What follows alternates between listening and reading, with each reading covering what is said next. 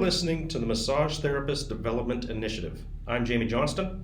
And I am Eric Purvis. This is a podcast by massage therapists for massage therapists. Our objective is to simplify how to be a more evidence-informed practitioner. Let's dig into this episode. And here we go for another episode of the Massage Therapist Development Initiative. And I think today we're going to be talking about what is probably going to be a little bit of a touchy subject. No pun intended. That was a bad dad joke right there, and I'm not even a dad. So, but at any rate, we're going to talk about, and something I've written about is modality empires that we see within our profession. And it's not just within our profession, it's within every manual therapy profession. And I think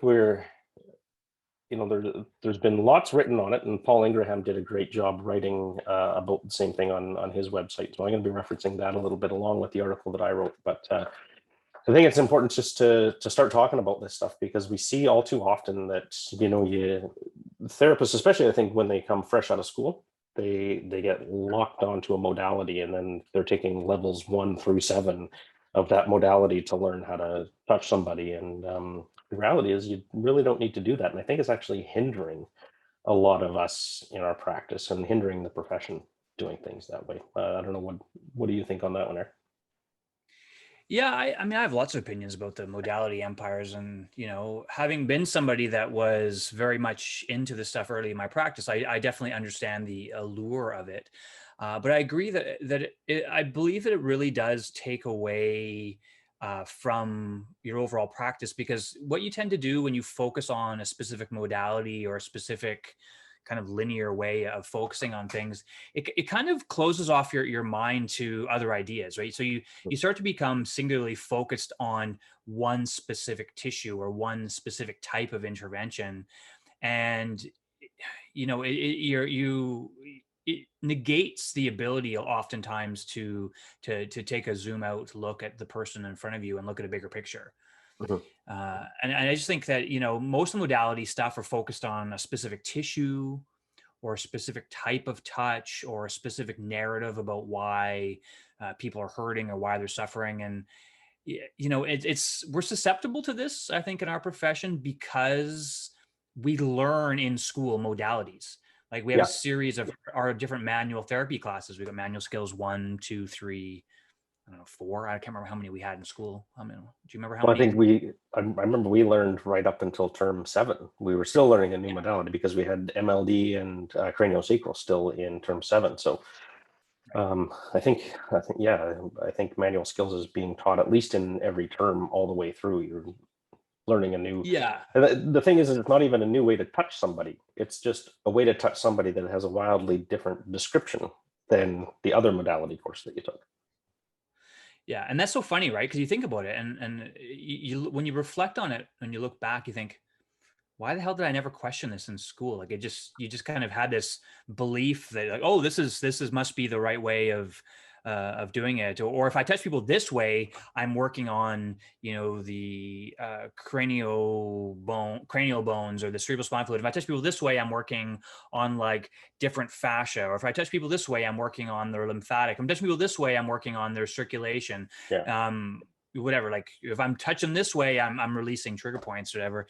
But you think about it, you're like, it's almost embarrassing to think we didn't question that in school. You just kind of took it on faith, right? That you had that expectation that you were learning something and these things were actually a thing. But there was never any evidence to support it. It was all belief based. It was all kind of just historical knowledge or historical narratives that were passed down from generation to generation of therapists. And we just had to take it as being gospel. True. Yeah, as gospel, right? And yeah, and they still teach it that way, right? So it makes sense, I think, when they teach that way. And we've probably talked about this before in the podcast. You learn something in school, and it's very hard to think outside of that. Like once you leave school, the seeds are planted. Yeah, I think it's even harder in school because you're just trying to memorize everything, right?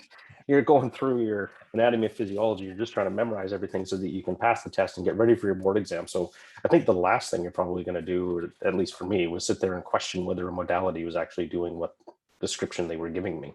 Because I'm like, you're fine, I'll just touch them this way, but I've got to memorize the exact direction of doing a joint mob so that I can get more flexion in somebody's shoulder, which was always funny because I would do it the exact way that, it had to be like a distraction with the posterior glide to get more flexion. I don't remember if that's exactly what it was, but I do it, it wouldn't work. And then I do it the other way and it would work.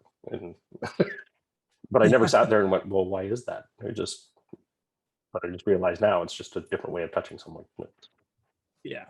Yeah, it's a funny thing because when we look at, when you look at the stuff you have to learn in school and you just kind of do all the things because, it's important. You think it's important. But you don't really question why some people get better and some people don't.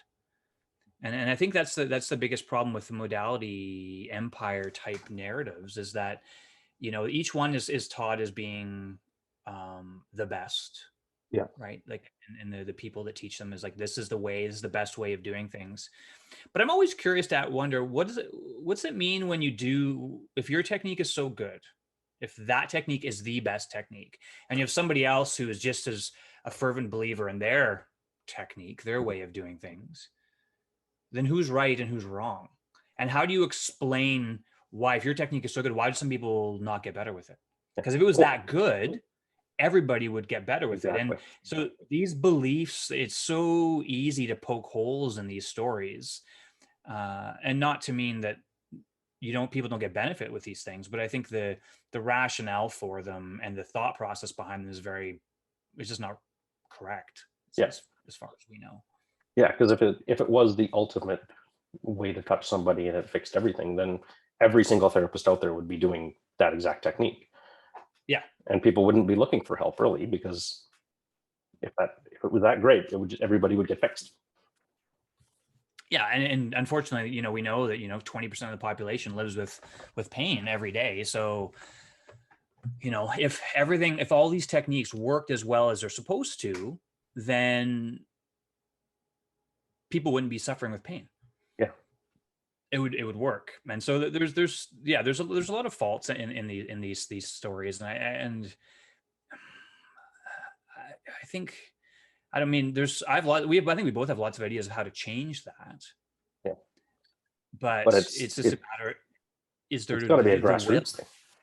Yeah, exactly. Yeah. Well, yeah, it's going to be a tough thing to change. For sure. Yeah. I think though, if we're looking though at positives, right? Because if we're looking at things that are positive, I think in BC anyway, with the new regular CEC requirements for the next cycle, where they're requiring to have, I think they call it evidence-informed courses or evidence-informed best practice or something like that. Yeah. I think that's a huge step forward, at least in that at least from seeing the things that the college has put out there, they're at least requiring people to support things with recent papers. The courses have to fall within a scientifically plausible theory or hypothesis or something, right? So I think it's a positive step in the right direction. Mm-hmm. I just hope that the rest of the provinces and the rest of the country will kind of countries will kind of follow suit and realize that we need to push ourselves and elevate ourselves to be better. 100%. I think that's a start. Yeah, it is a positive start for sure. But I kind of just lost the train of thought that I had there. But it still needs to be a grassroots level thing, because if the schools continue to churn out therapists that are coming out with these old narratives, then they're automatically behind the 8 ball when they start their career. And then I think that leads into going down these modality empires of, you go with what you felt like was a good technique in school, and then you go, okay, I'm going to be X type of therapist and I'm going to take all those courses. But like you said before, you're closing yourself off to a ton of other opportunities and ways of thinking that can make a dramatic difference in your practice. One thing we see all the time too is that people become very concerned about the CECs. Yeah. We get that all the time, right? So what, how many CECs is this course for? Is this approved for CECs? Can I submit this to the college? And you get that all the time. I think you posted something on Facebook with this recently about, stop worrying about your CECs and just better yourself, which I thought was such a great. Yeah, and I think I mean, I love the fact that our colleges, regulatory bodies have said you have to take a certain amount of continuing education. So by all means, fill your CECs. Please fill it with some quality courses, but don't limit yourself to, only taking the 14 required credits or whatever. We see it all the time. People on Facebook and that are like, I only need 8 credits. Is there a course out there that's only 8 credits that I can take? Like, why are you limiting yourself and saying, I refuse to take a full weekend course because I only need 8 credits? Yeah. Well, for me, I'm sure it's the same for you. I've never had an issue with fulfilling my CECs because I take a few courses a year. So I've just never understood the thought process of this is all I need, so I'm going to do the bare minimum. And I would love to know what your patients are thinking if you were to sit there and tell them, as far as education and bettering myself, I'm only doing the bare minimum. Yeah. Like, what would your patient say to that? I'd be pissed if I was a patient and my therapist said, yeah, no, I only do the bare minimum. I don't actually want to better myself a lot. Just the college tells me I have to take a course, so I do. Yeah. It's people, I think patients like it when they know that you're taking courses. Oh, I was away, sorry, I missed Friday or whatever. I had to go to the mainland, or I had to go San Diego or whatever, to go to a conference or take some courses. Patients like that. And I think we owe it to them, right? Because they're paying good money to see us, to help them. So I really think we have an ethical kind of obligation to continue our learning, right? To obtain our education criteria, and the bare minimum is the least expected. And you're like, okay, well, let's look at the other side. Sometimes I remember early in my career, I had like young babies at home. Money's tighter, you had less time. It was a lot easier to do the bare minimum then, because you're like, I just need to get these done. But when I first started practicing, before there was mandatory courses that the college put on, you basically had to take one course per year to satisfy your credits. And even then I would usually have more than enough, but there was a few cycles there probably early on where I probably just had the bare minimum. But once life kind of gets, I don't know, less crazy, at least in terms of the young babies at home, it was a lot easier. And I think probably for the last 8 years or so, 10 years maybe, I've had way more credit. I don't even submit all my credits because I don't need to, right? I submit what credits I need to fulfill it, but then I've got 3 or 4 more courses on top of that. And I think there's a lot of RMTs out there that do that, like they take a lot. But I would really like to see us as a profession, to like stop worrying so much about the bare minimum, because we want to push ourselves, we want to elevate ourselves to be better. Totally. And your patients deserve that. Yeah. And beyond that, like, your patients deserve it, but so does your career. Yeah. Like, this is like, every time that you take one of those courses, granted, I understand it's $400 to $500, but you're investing in yourself.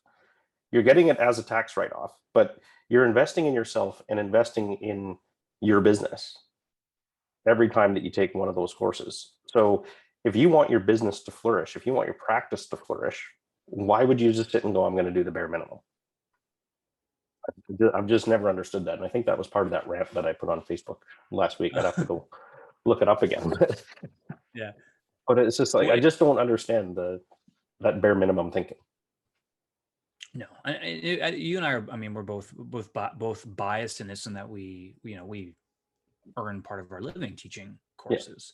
But we both agree that our motivation to start teaching CECs was not financial. It was more about, how do we get this information to the masses, because we can't get this into the schools, the associations, the colleges. They have their own kind of agendas for whatever, and this isn't really something that's for them. And it was actually, if I remember correctly, it was one night of the San Diego Pain Summit.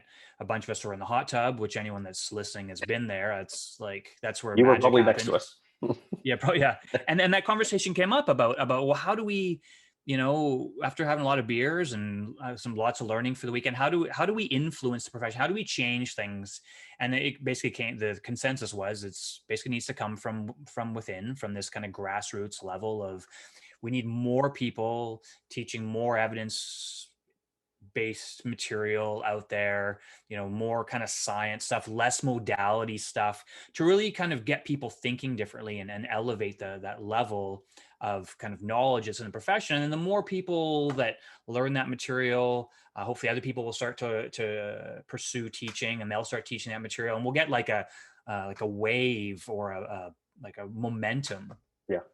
starts to build, where people will start to demand change, and maybe some people will start teaching in the schools. Maybe some people will start taking positions with the association or the colleges, and they'll start saying, "Hey, these are some things that we should probably start doing." That's, I think, where change is going to occur, and I think that's, I think we probably agree that change is occurring slowly. Yeah. And I don't know. It's at a glacial speed. Yeah, I don't know if it's from us or not, but I'd like to feel that we are part of this process, or part of this movement. Yeah. At least I hope we are. I hope we've influenced it somehow. Exactly. Otherwise, we're kind of wasting our time with all these blogs and teaching and everything else. But I don't think it's a waste of time. I think we're helping to make change. But it's interesting, and we talked a little bit off screen when we're looking at some of these modality empires, and as I kind of scroll through Paul's post here, I think the one thing that I've noticed with many of these things is that they make these guarantees that you will have more success. We guarantee, and we've seen people's websites, even when they're talking to like it's a website that patients go to, and they're saying we guarantee results, but we can't do that. No, and we most certainly can't do that with the courses that we teach. And even when we were teaching there a few weeks ago, we got called out by somebody because we said, you're going to have better outcomes by following, the research that says this and this and this. And somebody called us out and said, well, you can't really say that. You can't, because it sounded like we were guaranteeing that you'd have better outcomes. So we've had to change it a little bit to see you're more likely to have better outcomes if you follow what the research says on these things, because the research has proven it. And I forget what the percentage was that you said. I think there's some research out there which suggests if you follow kind of like these evidence-based protocols or treatment ideas, it can increase your outcomes by somewhere between 10 and 20%. Depends on the studies and the whatever the body part is or whatever. But I think even if 10%, even if you follow an evidence-based kind of protocol by about, and increases your likelihood of a positive outcome by 10%, that's still pretty good, considering most things for treating pain suck. Yeah. Or they're very minimal. So yeah, I think, I remember when we got questioned on that, and I think it's fair, right? I mean, we always invite criticism or questioning in the stuff we teach, and it's true. And I think that just we need to all be mindful that nothing is perfect, but there's some stuff that's less worse than others. Less wrong than the other stuff. Yeah. And then I think that's what we always try to do, is we try to emphasize touch as part of it, but there's also, that's like one piece, right? There's a whole bunch of pieces of the puzzle. The touch is one piece, but there's also the movement, the education, the understanding, communication, expectations, all that stuff is part of the overall treatment plan. And we look at a lot of modality stuff, there's oftentimes, now we're generalizing here, an overemphasis on just the specific touch. Yeah. And not understanding all the contextual factors and everything else that are associated. Yeah. Well, especially when some of these courses, and I'm not going to point to one, but when they're saying that we guarantee that you have better outcomes strictly by teaching you a new way to touch someone, that's impossible. And without taking into account that, maybe just as an example, like when we were in school, we had myofascial release 1 and myofascial release 2. So after myofascial release 2, you're probably a lot more confident with the technique than you were after myofascial release 1, which is one of those contextual factors that can make a difference in your outcome. But never ever was there talk about, like, when you walk into that room and you're more confident with your touch, that makes a difference. It was that this way of touching people makes a difference. So, as we talked about at the beginning, when you're fresh out of school and maybe you're going to go down one of those modality empires, you get more confident with that technique as you go. And that shows to the patient. And that contextual factor is probably playing a bigger role in what's going on in the treatment than just simply the way that you're touching them. I remember years ago, somebody who was in the course and who had been teaching a very specific approach for a long, long time. And she's had like 40 years of experience in the profession. And I remember her saying, like telling me and the class about like kind of the pain science and evidence-based stuff. And as it was really challenging to her. But then she kind of came around to the realization that I need something to do every day that I like to do. This is the approach that I like to do. She's like, I now know that, for 40 years, I thought I was moving joints a specific way. I thought I was, manipulating fascia. I thought I was, whatever, changing organs or whatever the story was. And she's like, now I realize that a lot of it is contextual. A lot of it is there's touch feels good. I'm confident in it. Patients are confident in me, that there's more to it than just the specific application of the approach, but I still can do this approach because I like to do it. And I'm like, that is brilliant. Yeah. Because you're still doing a lot of the same thing, but you're changing your narrative. And I think when you change your narrative, you change how you communicate, and which is a changing how you think. That changes in expectations that you have, expectations that patients have. And I think it actually provides you with more opportunities to try and find ways to what we say is like hack the system to make them feel better. Yeah. But if you just are relying on a specific modality or specific approach, like we said before, you're missing all those other things. So that was really encouraging me to hear that from somebody who has been around for almost as long as I've been alive. Yeah, teaching, yeah. of course. And she's a great lady too. I know exactly who you're talking about. Yeah. Yeah. I don't know. I don't know if I want to say her name because I don't know if people want to be named on here. We mentioned somebody's name last time and she's like called us a brat. all in jest, but all in fun. But yeah. And it's funny because we're starting to see too a lot of these modality empire techniques are now starting to say, oh, there's we talk about the neurophysiological approach, and it seems like they're trying to integrate some of the pain science stuff into their courses, which is great. But if you're doing that, but you're still just teaching that if you touch specifically this way, this is your outcome, then we've got to be careful with that. So if we're looking to take another course, just be careful that the proper pain science stuff is being communicated within the course, not just the modality saying, yeah, there's pain science. Yeah. Pain science. Yeah. Nervous system. Okay. Here's my thing. Yeah. Here's how we're going to do this. Yeah. And in some ways you gotta hand it to people that they are, these organizations or these individuals are trying to incorporate stuff, but there's still pieces that are missing. And so hopefully they'll realize, this is just a gradual process. This is a piece of the puzzle, but there's more to it than this.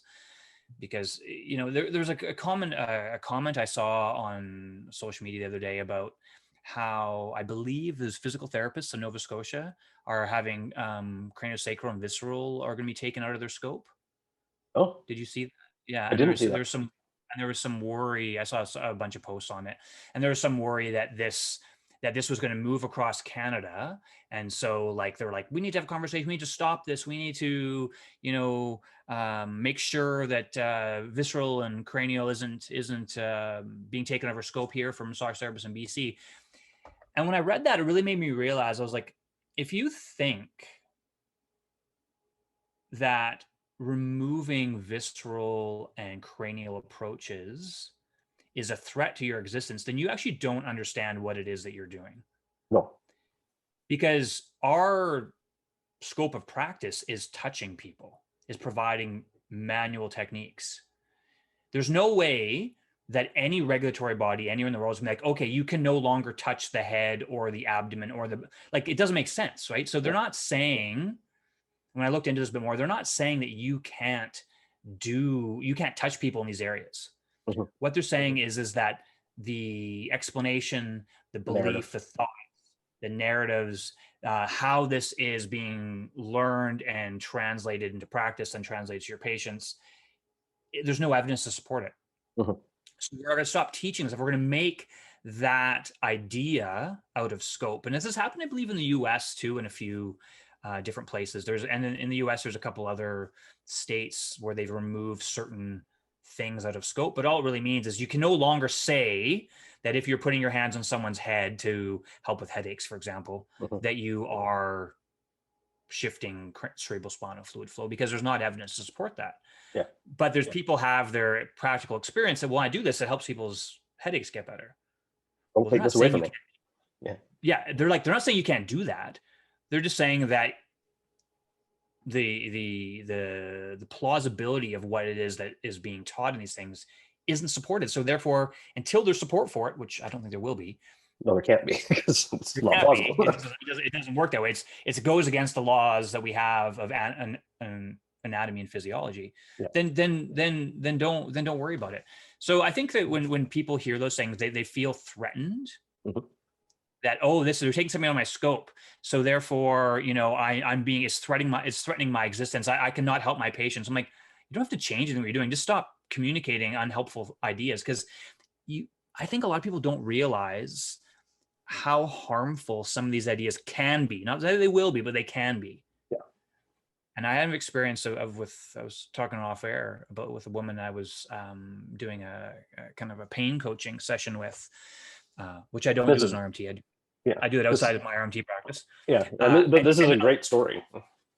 Yeah, and the vast majority of the problems that she was having was because she had people applying a bunch of different modalities to her with different stories, different ideas, and she's been in pain for 4.5 years, I believe, 3.5. Anyway, somewhere between 3 to 4.5 years.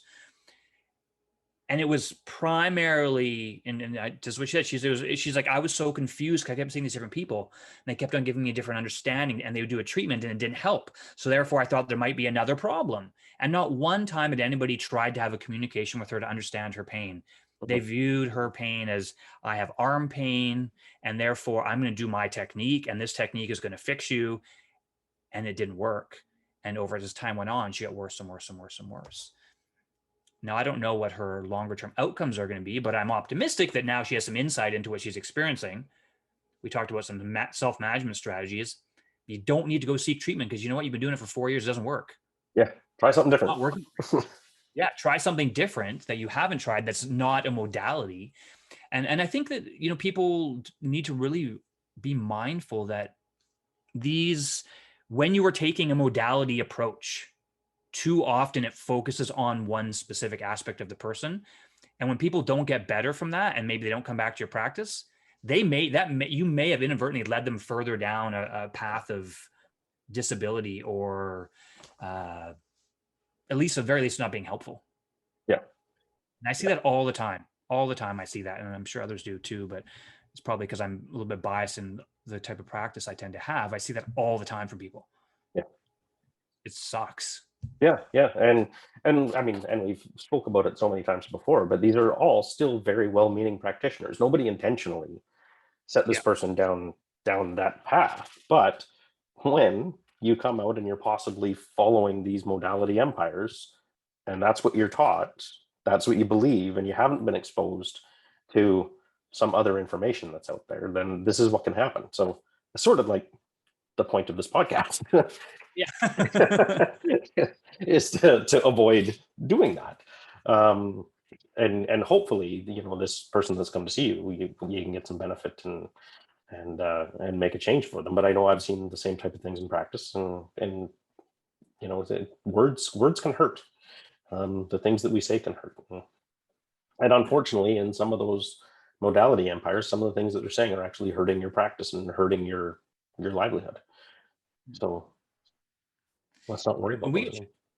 And we get challenged on that too in our in courses, and probably people listening to this podcast probably turn it off and walk away because they don't want to hear it. But because people don't want to be, because beliefs are being challenged, right? And it's very hard when you hold very tightly to a certain belief system that when science or something else comes in, you know, it's It's people part of often, your I think, identity. yeah, it can change part of your identity. And you know, there's you know, we can present science, we can present evidence, right? And if we're explaining this to people, but you have a long held belief, you're very unlikely to you're just going to like put up that barrier, right? You're going to say, no, I don't want that, right? So the thing that I'm really curious about is like, how can we persuade people? Like, how can we persuade them to start poking holes in their beliefs? That's something that I think I really want to learn more about, because I know that sometimes we're just explaining things to people. Some people will get it, but some people will just stop. But how do we poke holes in those beliefs to help persuade them to see those holes for themselves and to realize that, you know, some of these things that you're doing, there's some really good stuff here, but there might be some things in some segment of the population that comes to see you that it might, at the very least, it's not helping. At the very worst, it might be making them worse. Yeah. Yeah. That's my next challenge or something I'd like to learn more about. Yeah, and that's probably us taking some teaching courses or something to learn how to do that. And I mean, that's also going to be a big difference between a brand new grad and somebody who's been doing it for 30 years. You know, and I always go back to that example of when we were at the RMTBC conference there a couple of years ago talking about oncology, and there was somebody there that had been a massage therapist for 25 years that put up their hand and was like, "What? We can massage people with cancer now?" And I was sitting there and all I could think is like, what courses have you been taking for 25 years that you still think that's a contraindication? And I mean, I have no idea what courses they were taking. I can only guess that it was a modality empire thing that they followed, that made them avoid taking courses that taught them more up-to-date content that would change their thinking on that. So it's a vicious cycle of you know, courses and what to take and things like that. But hopefully, well, I mean, things are starting to change, especially if the physiotherapists in that back east, if their colleges are coming out and saying, no, you can't talk about visceral manipulation and craniosacral anymore. And our college is making changes to more evidence-based. So hopefully the ripple effect from all that will have a greater outcome. Yeah. Yeah. And the chiropractors too, right? In BC, they've got a thing now too about x-rays, you know, you not doing routine x-rays unless Yep. there's certain criteria. So there is that adoption of science, research evidence that's starting to influence things, even though it challenges a lot of people's beliefs. But I think, you know, we're supposed to be healthcare providers. So we should be, you know, when the best available research evidence is presented to us, if that gives us an idea that there might be a better way or a different way of doing things, and we have an obligation to try our best to incorporate that into practice. Yeah. To always Which try is, to be less wrong. yeah. And I think that's this really key thing is to try our best, because it doesn't mean that there's going to be some new protocols or some new clinical practice guidelines. And, you know, we try to apply these to our practice, you know, and, you know, I don't know what that means. I struggle, maybe apply bits and pieces of it. Well, if you're trying your best, that's okay. Because that's all that can be asked. Yeah. But to be willfully ignoring stuff because you don't like it, Yeah. you don't Because like it how challenges it you. sounds. Yeah, it challenges you. That's not okay. And we've probably both seen this. I think we've probably talked about this before, is that you put a blog out or something and people will unsubscribe to your mailing list because they don't like it. Well, I'm not interested anymore. I don't like this. This is crap, you know, and you think, well, okay. Yeah. Well, it's funny. I could probably find the emails and read them off in in another podcast. But I remember one that I got. It was last year or the year before. This person who I know teaches some courses down in the States sent me 2 emails that was just like, "How dare you ever question the people who came up with those modalities? They are like God's gift to our profession," kind of thing. But it just eviscerated me in this email and was like, "Take me off your list. You know, you're just trying to sell your courses by using lies and like accuse me of lying and all this other stuff in it." And I'm just like, wow, I really hit a note with this person. But you know what? That's what it was. Is, you know, they got challenged on what their belief system was, And that I assume the person's still teaching courses down there, but hopefully at some point they're going to start updating it with some of the modern research and stuff that's come out. But if not, then they're just going to continue teaching these outdated narratives to people. But man, those emails I got were I was just, wow, I can't believe somebody got this mad about a blog post. But yeah, and it's the ones, the hate mail that I've had too. We didn't really get a chance to talk about this with Paul last week. I wanted to ask him a bit more about his hate mail, because I know he gets a lot. He gets a lot, yeah. Yeah, I mean, he's got a way bigger name and following than we do combined. But it's, because the more the people start to listen to your stuff, they start to read your stuff, they start to take your courses, they start to listen to podcasts, the more pushback you get, right? So it means it means you're not boring. Hopefully, people are. So I remember I can't remember who said it. When it was, somebody was saying that if you're not upsetting people at all, then you're boring. Yeah, and no one's going to want to listen to you. So you're like, okay, well, I don't want to upset people. We don't want to upset people, but we also we don't want to just say things just to make everybody happy either, because this is the Massage Therapist Development Initiative. We want to create an initiative to push our profession forward, to be better, and sometimes to do that, we need to call out the BS. Yeah, believe it or not, Eric and I aren't sitting around every week going, okay, who can we piss off this week? We're genuinely trying to make some change, but it's slow, but it's coming. So it's good to see.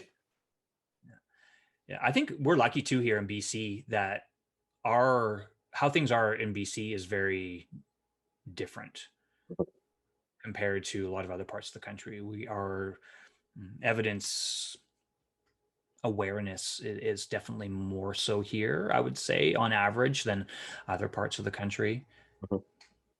We're lucky here, and hopefully with this podcast, the people that listen can be from all over the world. Yeah, and start planting some seeds to get them to start questioning things or looking at things a bit differently. Yeah. But I know there's also like great things happening over in like New Zealand and Australia.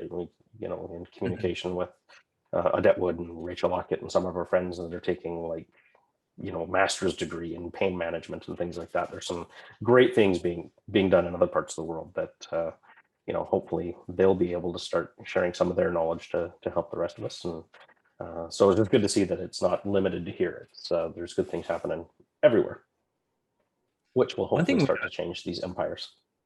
For sure.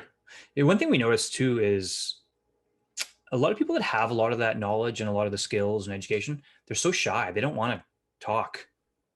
they don't want to get out there, and they're like, oh, I have this information, but I don't want to go on. I don't want to come on your podcast, or no, I don't interview me, or I'm just going to stay here and do my own thing. And you think, okay, well, that's okay.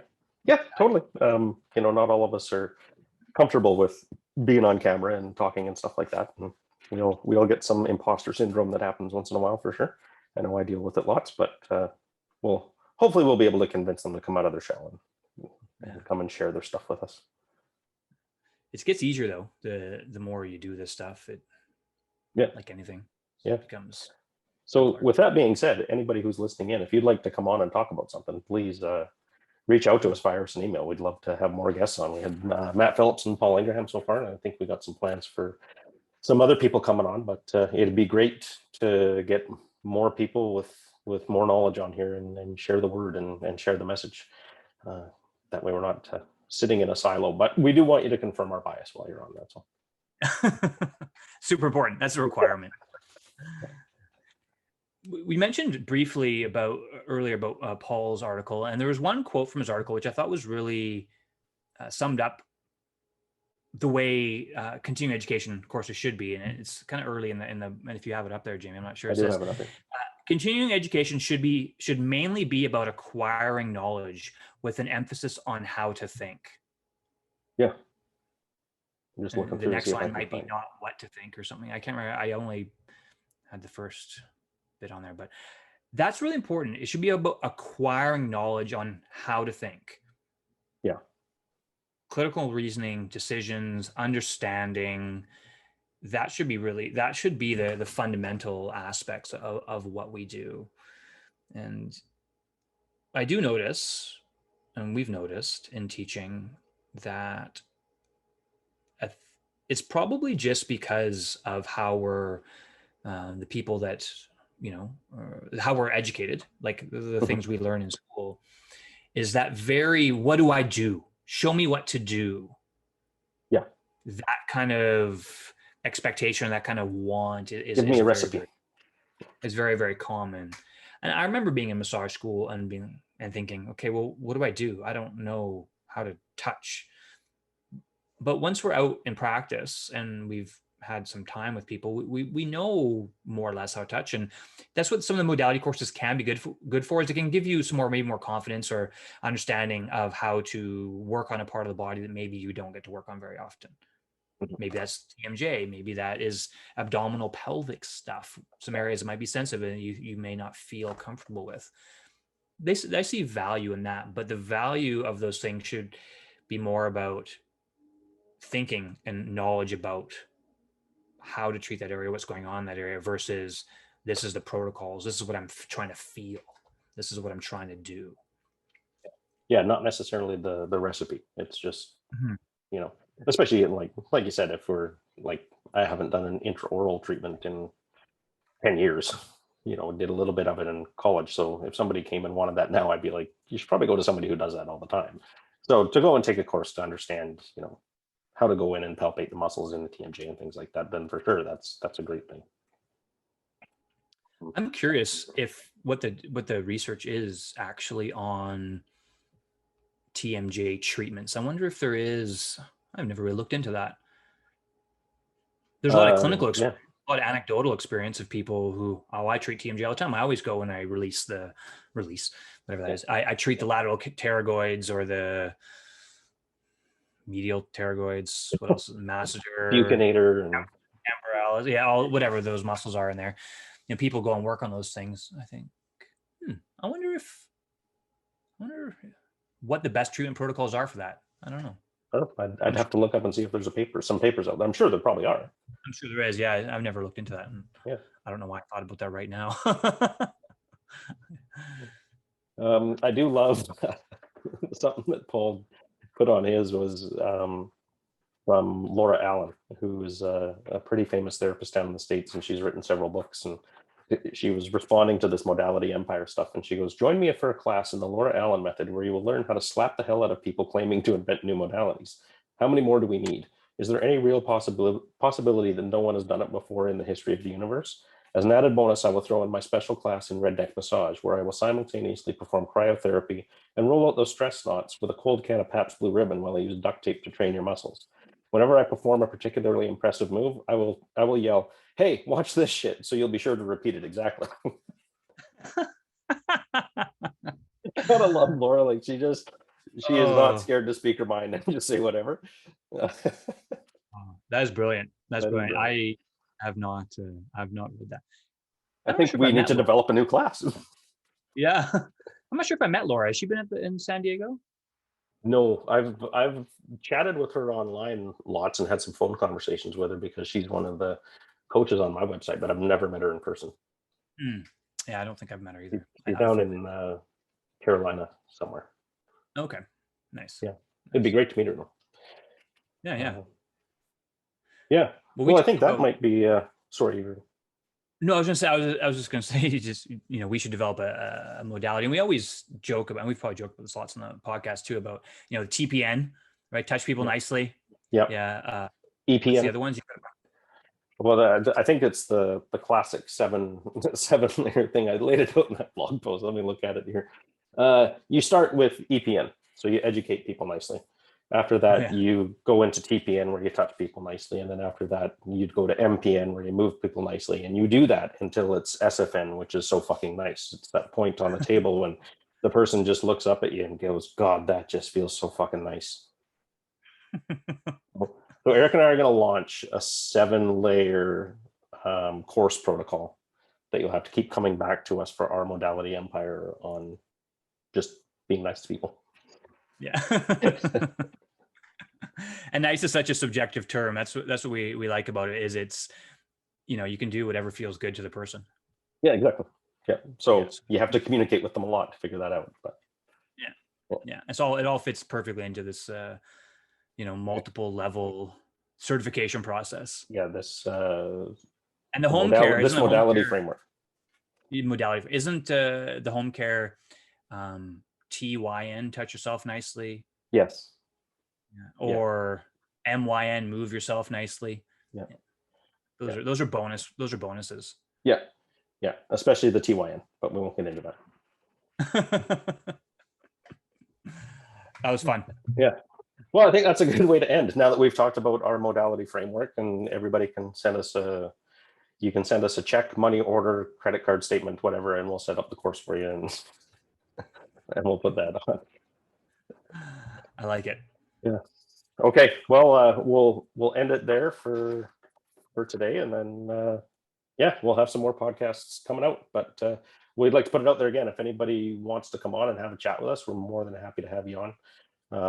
And especially if you want to share some of your knowledge that we don't have, we're all about trying to make things better and share as much knowledge as we can. So please reach out to us, and we'd love to have you come on.